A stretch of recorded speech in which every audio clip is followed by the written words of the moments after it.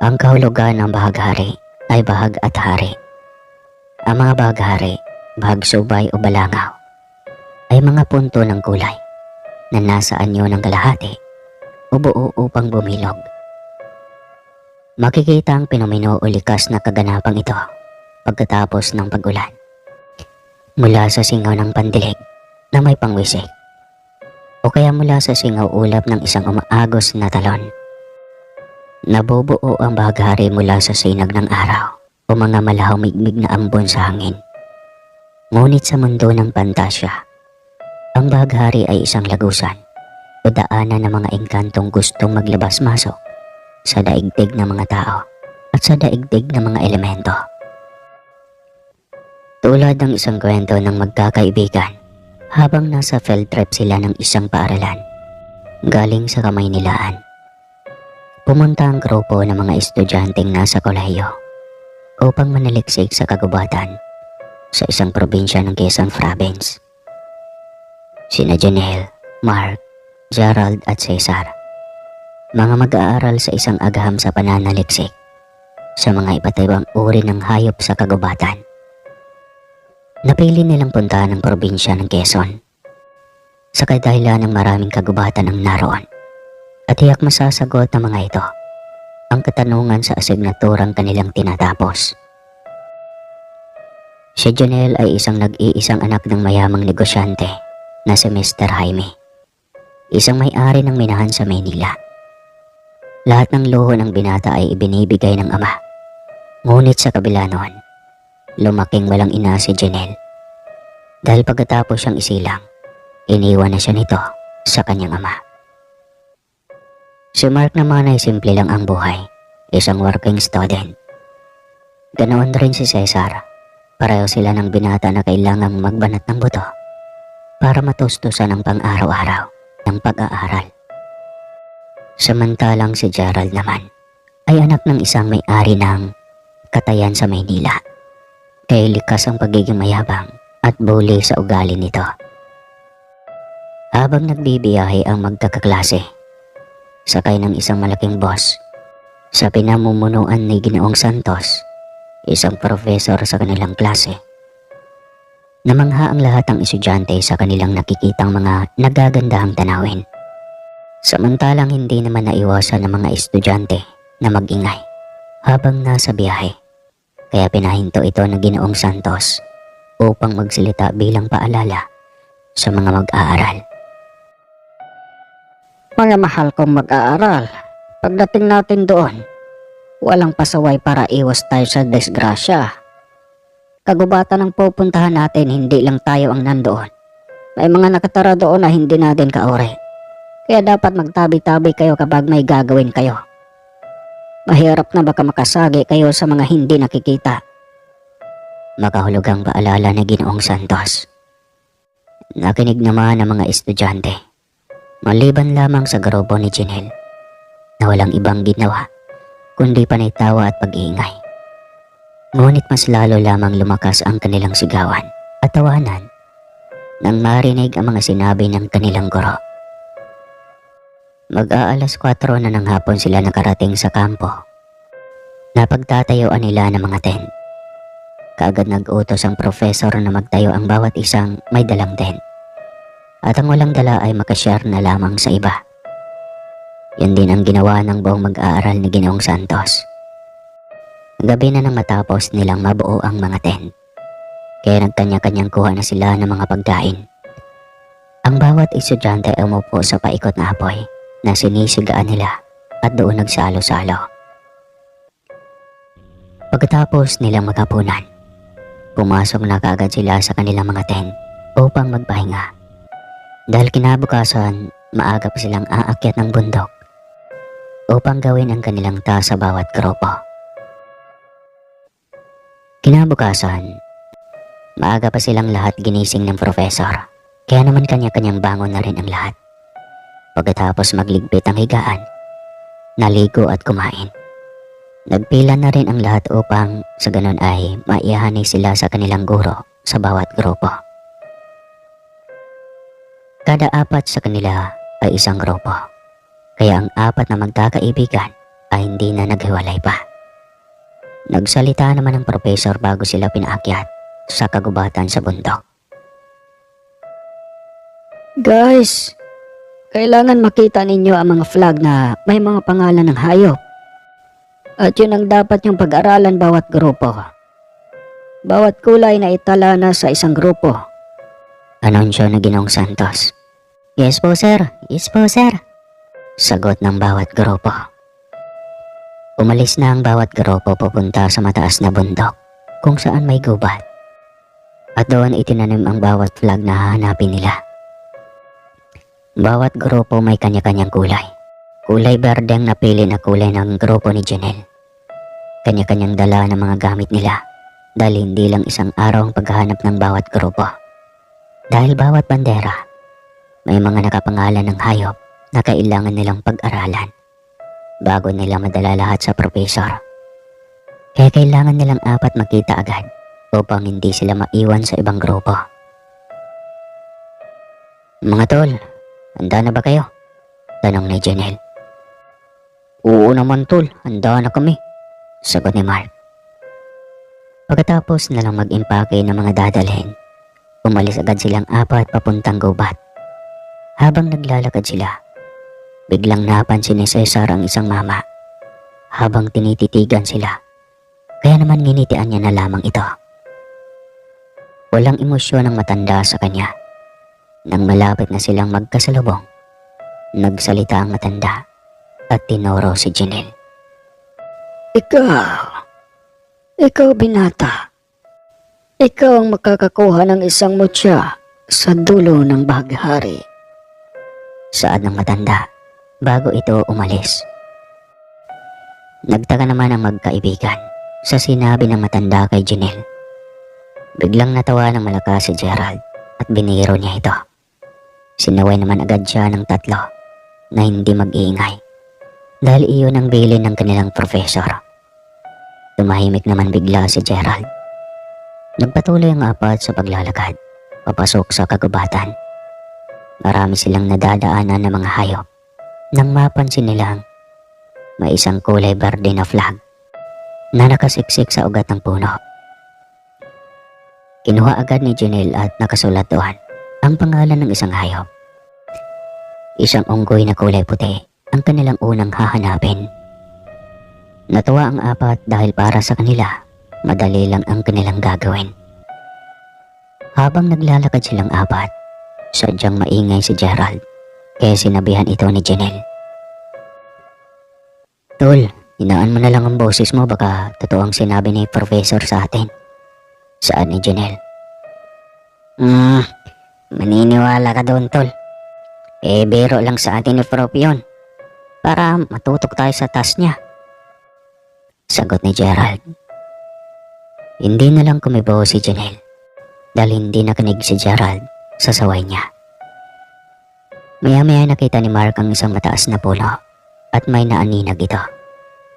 Nang mapagtanto nito na isang unggoy na puti, sinenyasan niya ang kanyang mga kaibigan na nakita na niya. Kaya tumawa muli si Gerald. Iko naman ito ni Cesar na hindi mag-iingay para mapag-aralan nila ito. Nagmatsyag ang apat, ngunit hindi bumaba ang unggoy. Nainip naman si Janelle sa paghintay. Dahan-dahan itong umakyat ang puno, dala ang kamera upang makuna ng litrato ang unggoy na puti. Pagdating niya sa taas, nagulat siya. Dahil nakita niya ang taas ng puno ay para itong tahanan ng mga puting unggoy. Agad niya itong kinunan ng litrato. Bago bumaba, kunento niya ito sa tatlo. Para maniwala sila, dahan-dahan namang umakyat ang tatlo. Tulad sa nakita ni Janelle ang nakita nila. Ngunit naramdaman sila ng mga puting unggoy at biglang sinugod sila. Dahilan ng kanilang pagkahulog pababa. Halos mabalian sila nang makarating sila sa lupa. Nagulat naman si Janelle dahil sa nangyari. Agad silang tumayong tatlo at niyayang tumakbo si Janelle dahil galit na ang mga unggoy sa ginawa nila. Nang makita ni Janelle ang mga puting unggoy, na galit na habang bumababa sa puno. Agad tumakbo silang apat upang makalayo sa maraming unggoy na gusto silang saktan. Nang makalayo na sila at di na nasundan ng mga puting unggoy, nagpahinga silang apat sa isang puno na malaking kahoy. Nang mapansin ni Mark ang isa pang kulay green na flag, kinuha niya agad ito at binasa. "Mga tol, kambing na 3 ang sungay ang nakasulat," saad ni Mark. Hala, meron ba yan mga tol?" sagot ni Cesar. Pagkatapos nilang magpahinga, nagpatuloy sila sa paglalakad sa loob ng kagubatan. Habang naglalakad sila, napunta sila sa isang batis. Namanga silang apat dahil sa kagandahan nito. Napansin ng apat na papagabi na, kaya naisipan nilang doon malapit sa batis sila gagawa ng kanilang mapagpapahingahan. Binaba nila ang kanilang mga gamit at dali-dali silang nag-ayos ng kanilang tent. Habang nag-aayos sila, panay tingin sa malayo si Janelle. Nagtataka ito dahil may napapansin siya sa di kalayuan sa kanila na may nakasilip na babae. Kaya pagkatapos nilang gumawa ng tent, agad niya itong pinuntahan kung saan niya napansin ang babae. Ngunit nagtaka ito na nawala bigla. Bumalik na lang si Janelle sa mga kasamahan niya. Pagdating niya, nagtanong si Cesar sa kanya. "Tol, saan ka ba galing? Bigla ka na lang nawala," tanong ni Cesar. May tinignan lang tol," sagot ni Janelle. Natawa si Cesar dahil nawerdohan ito sa kinikilos ni Janelle. Pagkatapos nilang mag-usap, naganda na sila ng kanilang hapunan. Habang kumakain sila, biglang may kumalabit kay Gerald na kanyang ikinagulat. Siniway niya si Cesar na nasa tabi niya sa pag-aakala na kinalabit siya nito. Maya-maya pa si Mark nagulat din dahil may kumalabit din sa kanya, kaya nagsalita ito. "Tol, Gerald, umayos ka nga. Kumakain tayo, panay ka pangalabit dyan," saad ni Mark. Ha? Anong sabi mo, Mark? Ako nga itong panay kinalabit ni Cesar at saka ang layo ko sa'yo, sagot ni Gerald. Nagkatinginan silang apat dahil malayo nga si Gerald kay Mark. Nagkasagutan ng dalawa dahilan ng hindi nila pag-iimikan. Pagkatapos nilang kumain, kanya-kanya silang pasok sa tent at nagpapahinga na. Sa kalagitnaan ng gabi, nagising si Gerald upang umihi. Pagkalabas niya ng tent, nakita niyang isang bata na may pakpak habang nagliliwanag malapit sa batis. Sumasayaw ito habang kinukumpas ang kanyang mga kamay. Natakot si Gerald kaya dahan-dahan itong pumasok sa kanyang tent. Sinilip ni Gerald ang kanyang nakita, ngunit nawala ito. Hinanap ng kanyang mga mata sa butas ngunit hindi niya ito makita pa. Pagkatingin niya sa higaan, nakita niyang bata na nakangiti sa kanya. Napasigaw ito bigla, kaya nagising ang tatlo at dahan-dahan siyang pinuntahan sa kanyang tent. Pagpasok ng tatlo, nadatnan nilang namumutla sa takot si Gerald, kaya napatanong si Janelle. "Tol, anong nangyari sa'yo? Bakit parang takot na takot ka?" tanong ni Janelle. Ang bata. Nakita ko may pakpak," sagot ni Gerald habang nanlilisik ang kanyang mga mata. Nag-aalala ang tatlo dahil sa sinabi ni Gerald, kaya pinakalma nila ito. Nang kumalma na si Gerald, kwento niya ang kanyang nakita. Hindi naman naniwala ang tatlo dahil alam nila na palabiro si Gerald. Aalis na sana ang tatlo pabalik sa kanilang tent. Ngunit nakiusap naman si Gerald na huwag siyang iwanan. Nagkatinginan silang tatlo at tumawa. Nainis naman si Gerald dahil hindi naniwala ang tatlo sa kanya. Dahil sa pamimilit niya, hindi bumalik ang tatlo sa kanilang mga tent. Doon na panatag ang loob ni Gerald. Kinaumagahan, maaga pang gumising si Janelle habang tulog na tulog pa ang tatlo. Lumabas si Janelle sa tent upang maghilamos sa umaagos na tubig na nagmula sa batis. Habang naghihilamaw si Janelle, ramdam niyang dahan-dahang pagsinag ng araw. Nang iahon niya ang kanyang ulo sa pagyuyuko sa tubig, napatulala ito sa nasaksihan niyang pagbuo ng isang bahaghari na nagmula sa batis. Dali-dali siyang pumasok sa tent at kaagad niya itong kinunan ng litrato. Nang makunan niya ito, pinanood niya muna ang napakagandang bahaghari. Hanggang sa naninag niya ang mga naglalakad na parang anino sa loob ng bahaghari. Kinikisap-kisap niya ang kanyang mga mata. Ngunit naging klaro ito sa paningin niya. Doon niya nakita ang kambing na 3 ang sungay at mga lambana, tikbalang, unggoy na puti at napakagandang babae at iba't ibang uri ng engkanto habang tumatawid ito sa bahaghari. Wow! Ano ang mga iyon? At ano sila? Tanong ni Janelle sa kanyang isipan. Sila ang mga engkanto na gustong lumabas, papunta sa daigdig ng mga tao.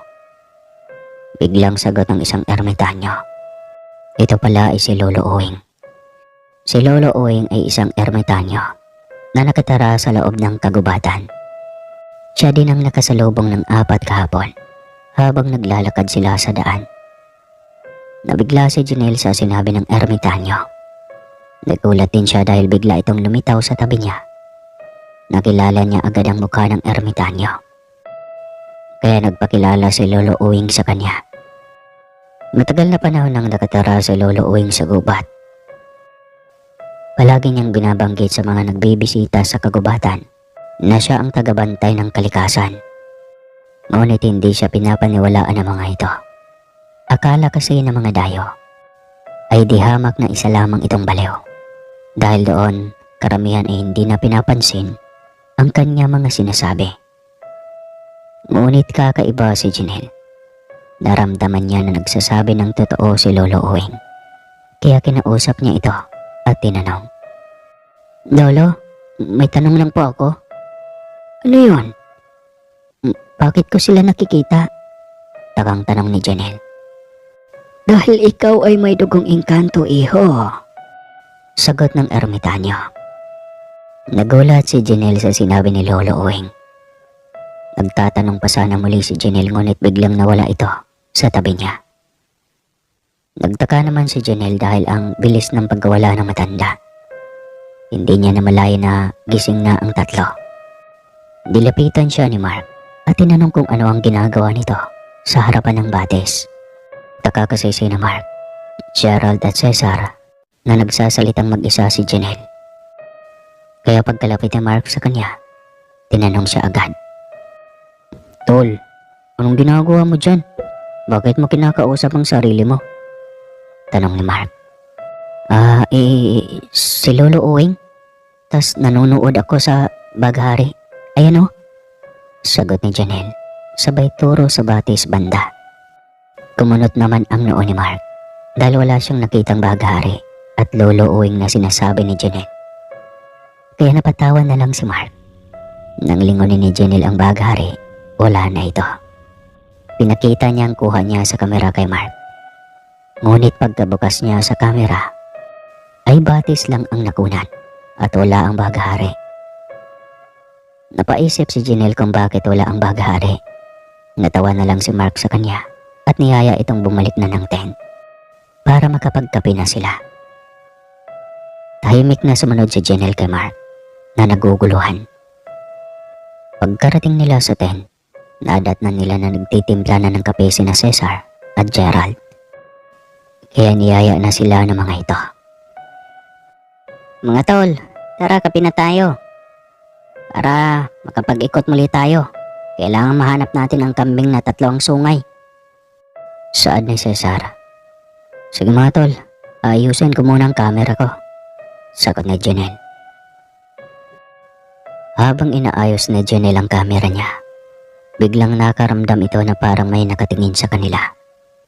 Kaya pinakaramdaman lang ito ni Janelle. Nagtaka siya dahil palagi niyang nararamdaman na parang may nakasunod sa kanila. Ngunit hinahayaan niya lang ito. Dahil iniisip niya, Baka mga kasamahan lang nila na naghahanap din ng kanilang mga task. Samantalang habang abala ang bawat grupo sa mga task nila, si Ginoong Santos naman ay palihim na pumunta sa isang masukal na gubat patungo sa isang kuweba. Doon ang lagusan papunta sa mundo ni Ginoong Santos.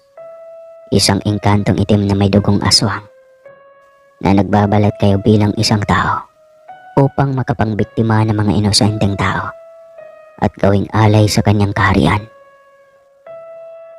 Ginamit niya ang katungkulan sa isang paaralan upang makadala ito ng mga tao sa isang kagubatan at doon niya isa-isahing patayin. Nang makapasok na sa Ginoong Santos sa lagusan, doon niya pinanood ang mga estudyanteng naghahanap ng flag para sa kanilang mga task.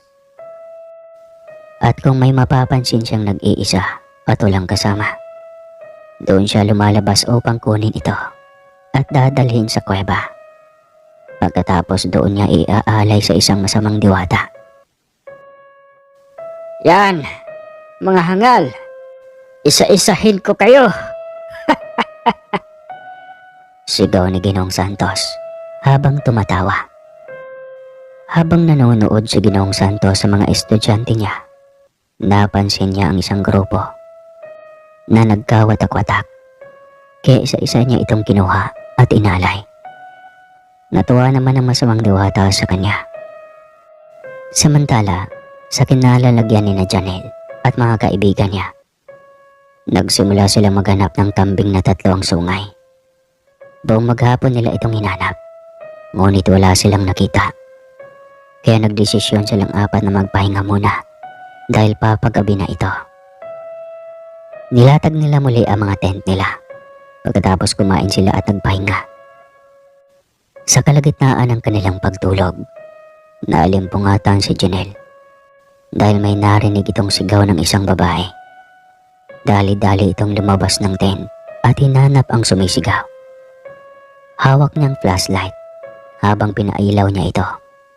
Nakita niya ang isang kaklase nila na duguan ito habang humihingi ng tulong. Binabanggit niya ang pangalan ni Ginoong Santos bago ito mawala ng buhay sa harapan ni Janelle, kaya kaagad niyang tinawag ang mga kasama niya. Mga tol, gising kayo, bilisan ninyo. Sigaw ni Janelle. Bakit tol? Janelle, anong nangyari? Tanong ni Gerald na pupungas-pungas pa.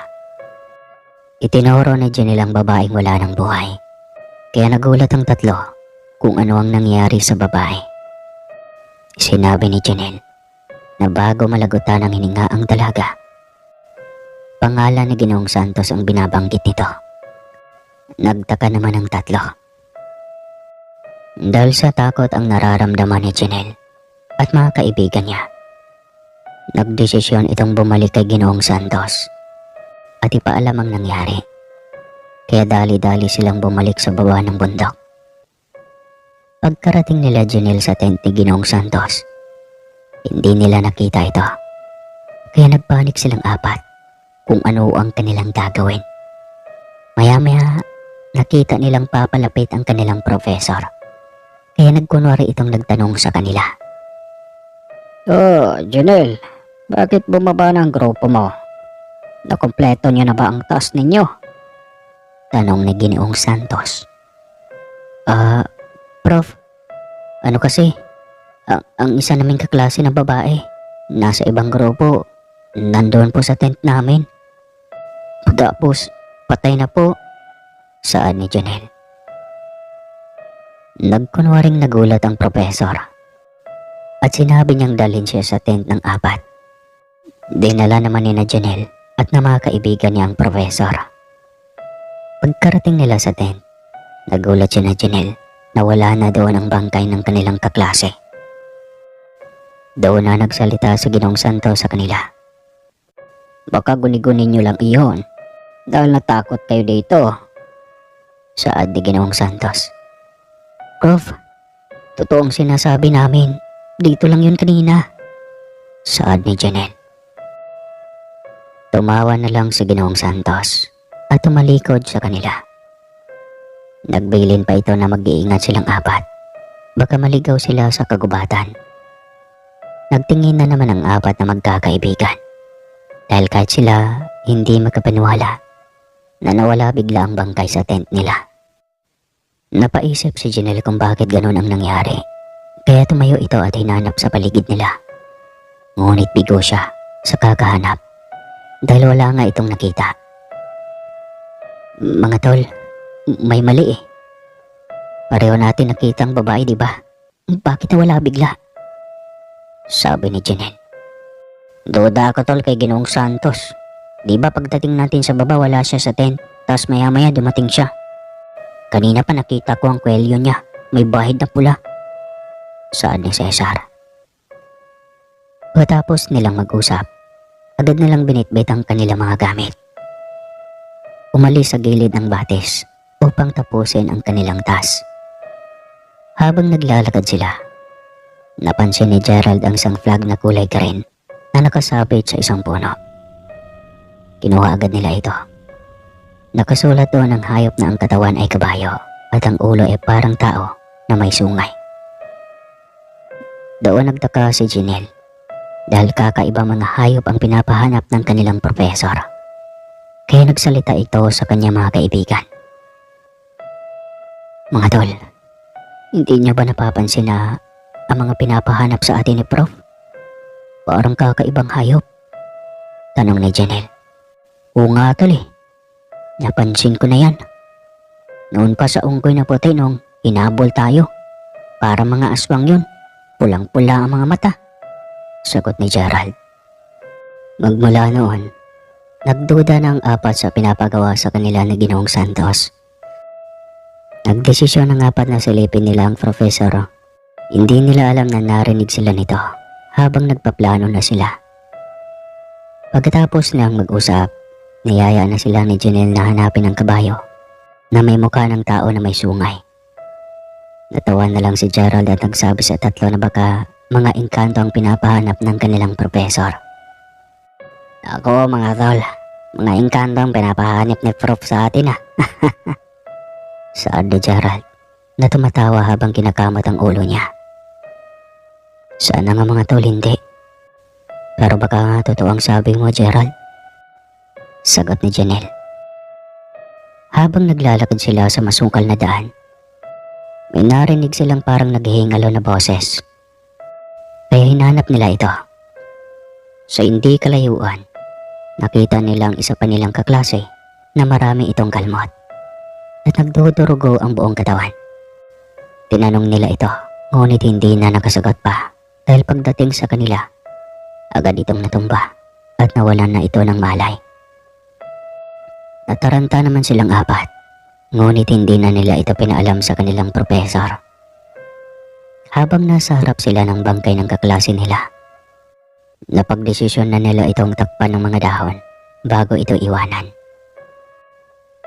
Nagpatuloy lang sila sa paglalakad at napadpad sila sa isang napakagandang batis sa loob ng kagubatan.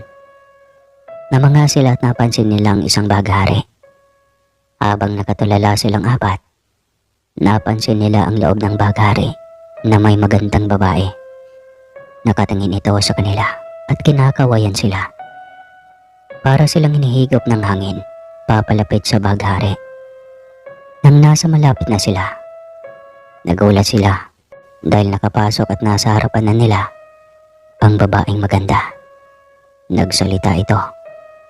Tinuro niya si Janelle. Ikaw, anak ng engkanto. Puntahan mo ang dulo ng baghari at doon mo makita ang mutya nito. Tanging ikaw lang ang makakakuha nito dahil isa kang engkanto. Saad ng magandang babae. Hindi ko po kayo maintindihan. Tao po ako. Sagot ni Janelle. Dahil hindi makapaniwala si Janelle at ang mga kaibigan niya, kwento ng babaeng maganda sa kanya kung sino siya. Pinakita niya rin ito kung paano siya napadpad sa mundo ng mga tao. Hindi siya naniniwala na makita niya sa isang bilog na kapangyarihan ng babae ang nangyari sa ama niya habang dala-dala siya nito galing sa isang kuweba sa loob ng isang kagubatan. Nakita niya rin ang isang babaeng nakipag-usap sa ama niya habang yakap-yakap siya bago siya ibinigay sa ama niyang si Jaime. Pagkatapos maipakita ng babae sa kanya, kinausap siyang muli tungkol sa isang engkantong aswang na naninirahan sa mundo ng mga tao upang maghasik ng lagim. Doon pinakita niya ang mukha ng isang engkanto, isang mahabang tenga na may mahabang pangil. Maputi ang buong katawan at luwa ang mga mata. Pinakita din ng babae kung ano ang mukha nito sa mundo ng mga tao. Doon nagulat silang apat dahil si Ginoong Santos ang nakita nila. Doon nagsalita si Cesar sa kanila. Tama ang hinala ko mga tol, na si Ginoong Santos ang pumatay nga sa mga kaklase natin. Saad ni Cesar. Ano pa ang hinihintay natin? Tara na. Samahan niyo kong kunin ang mutya ng bagahari sa dulo. Sagot ni Janelle. Nagpasalamat ang babae sa kanila dahil porsigido si Janelle na makuha ang mutya ng bagahari. Pinaalalahanan nito ng babae na mag-ingat. Kailangang sundin niya kung ano ang nasa isipan at nasa puso niya. Dahil ang mutya ay nahalo ito sa iba't ibang uri ng diamante sa dulo ng bagahari. At bawal silang masilaw sa mga ito dahil kamatayan ang kapalit. Pagkatapos mapaalala ng babae, kaagad itong nawala sa harapan nilang apat. Pinunta naman nila kaagad ang dulo ng bagahari.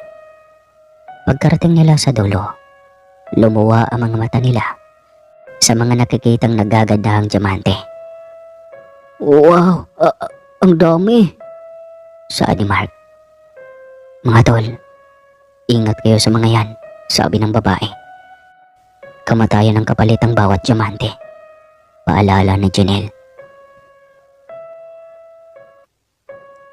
Habang hinahanap ni Janelle ang mutya, hindi niya napansin na kumuha ng isang diamante sa Mark at pasimpleng itinago sa bulsa ng bag. Nang mapansin ni Janelle na may parang kakaibang kislap na diamante, agad niya itong nilapitan. Damputin na sana ni Janelle ang nakita niya nang biglang may lumabas na napakalaking ahas sa tabi niya. Kaya hindi niya nahawakan ang nakita niya na akala niya yun ang mutya. Natumba si Janelle sa kinatatayuan niya nang may nakapa siyang maliit na bato na parang paiba-iba ang kulay. Dahan-dahan niya itong iniangat at doon niya nakita ang kislap ng mutya na nagpapatunay na siya ang mutya ng bagahari. Hinawakang maigi ni Janelle at tatakbo na sana nang mapansin niya na nakalayo na sina Gerald at Cesar. Ngunit si Mark ay napupulutan na ng malaking ahas. Sumigaw si Cesar at Gerald kay Janelle na iwan na lang si Mark. Ngunit na naig ang damdamin ni Janelle na iligtas ang kaibigan. Hindi niya alam kung ano ang gagawin niya sa mutya upang magamit niya ito. Bahala na. Saan na tama itong gagawin ko? Saad ni Janelle sa isipan niya. Tinignan niya ang mutya at binuka ang bibig niya. Sabay nilunok ito. Nakiramdam si Janelle hanggang sa nag-iba niya ang kanyang anyo. Naging makisig na tao. At naramdaman niya ang enerhiya sa buong katawan nito. Sumiklab din ang kanyang mga mata tulad ng kulay ng bagahari. Kaagad niyang nilingon ang ahas habang malapit ng tuklawin ang kanyang kaibigan. Hinawakan niya sa buntot ang malaking ahas at dahan-dahan na binitawan si Mark. Nang nakawala na si Mark, agad na hinarap ni Janelle ang malaking ahas at binuka ang kamay na may lumalabas na napakalakas na hangin. Doon hinigop niya ang malaking ahas at biglang napasok ito sa butas ng kanyang kamay.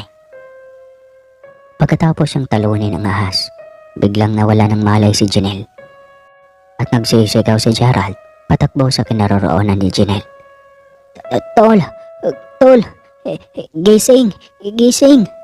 Sigaw ni Gerald. Kaagad namang nagising si Janelle na nanghihina ito.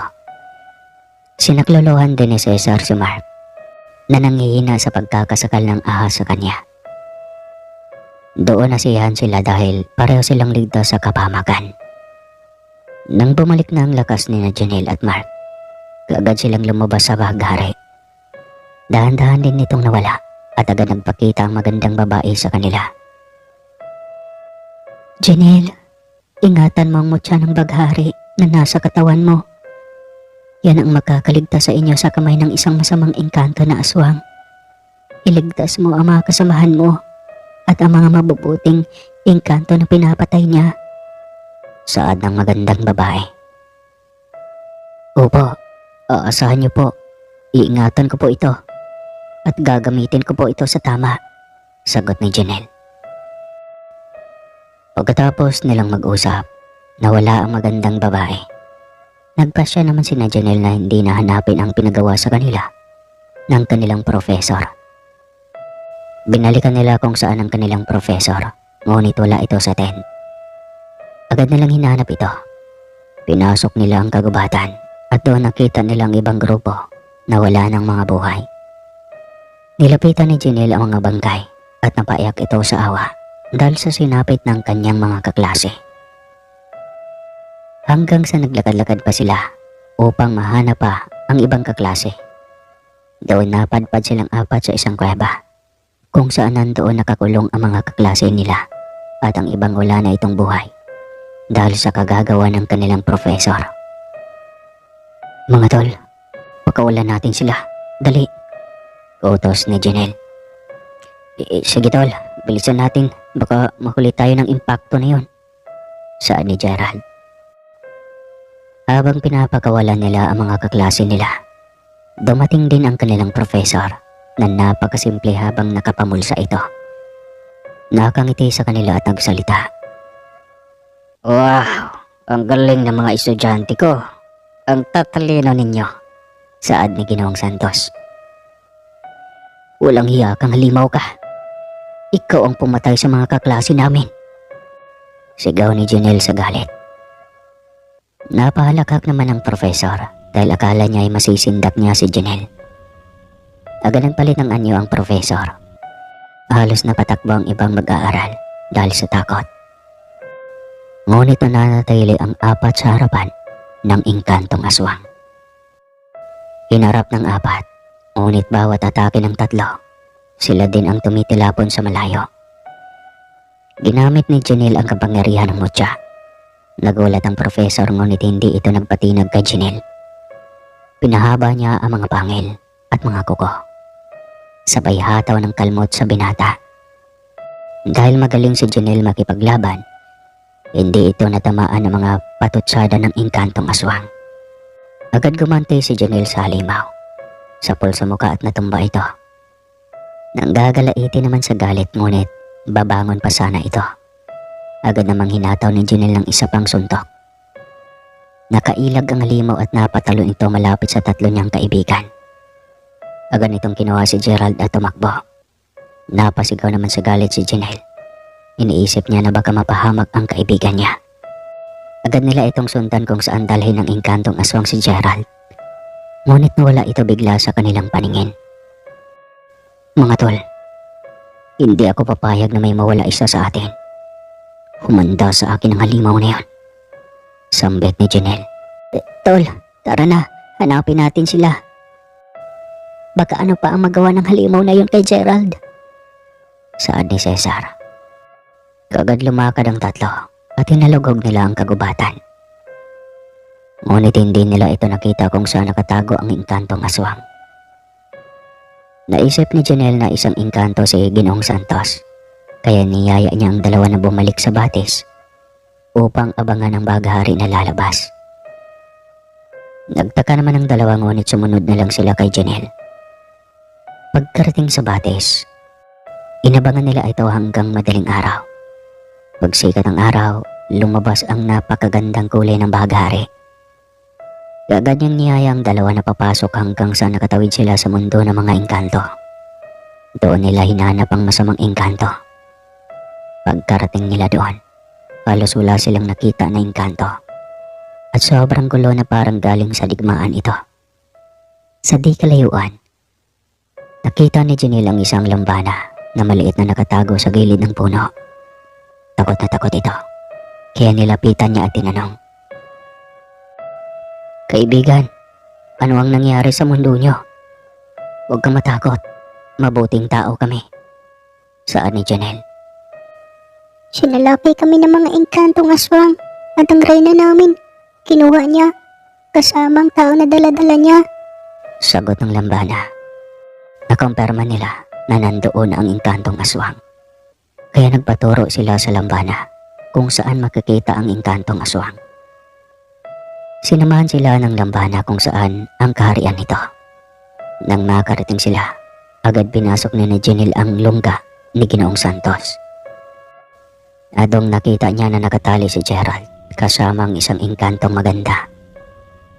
Nagkatinginan sila dahil pamilyar ang mukha ni Janelle sa inkantong babae. Ganon din ang inkantong babae. Nararamdaman niya na may lukso ng dugo sa kanilang dalawa.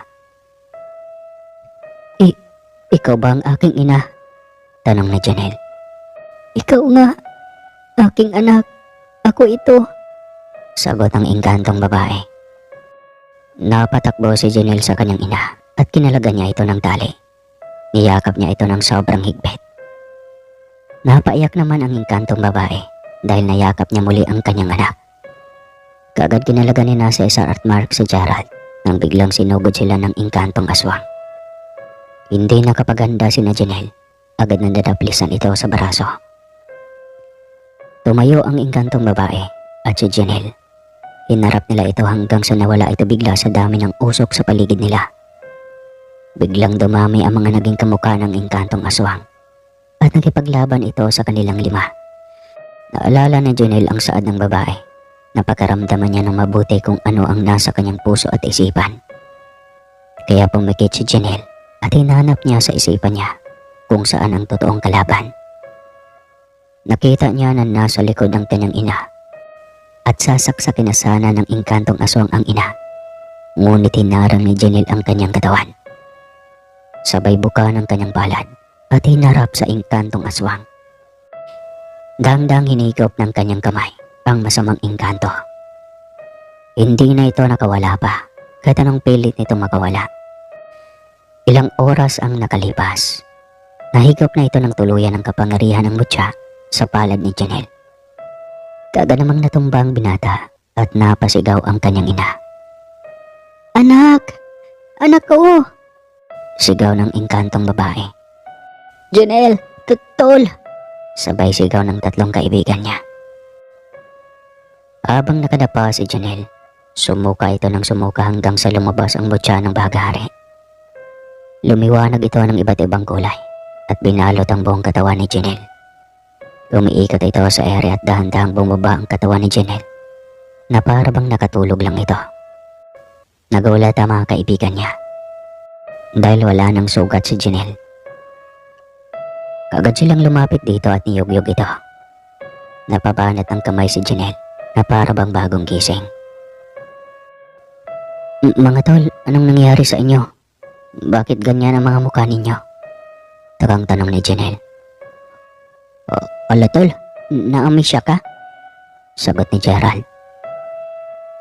Paglingon ni Janelle sa likuran niya, nakita niya ang mukha ng babae.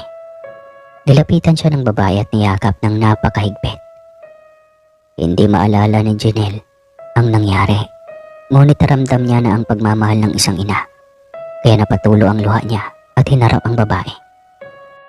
Kahit hindi kita maalala, ramdam ko na ikaw ang aking ina. Salamat at nagkita muli tayo, saad ni Janelle. Maraming salamat, anak ko. Sa muli mong paglalakbay sa mundo natin, mag-ingat kayo ng mga kaibigan mo. Mahal na mahal kita, aking anak. Huling salita ng ina ni Janelle. Sa isang iglap lang, nagising silang apat sa gilid ng batis. Doon inalala nilang apat ang nangyari. Agad nagyakapan sila dahil pareho silang nakabalik ng ligtas at sabay-sabay na walang iwanan hanggang sa huli. Ang tunay na magkaibigan kahit nasa bingit pa ng kamatayan, karamay mo sila hanggang sa huli. Wakas ng kwento hanggang sa muli.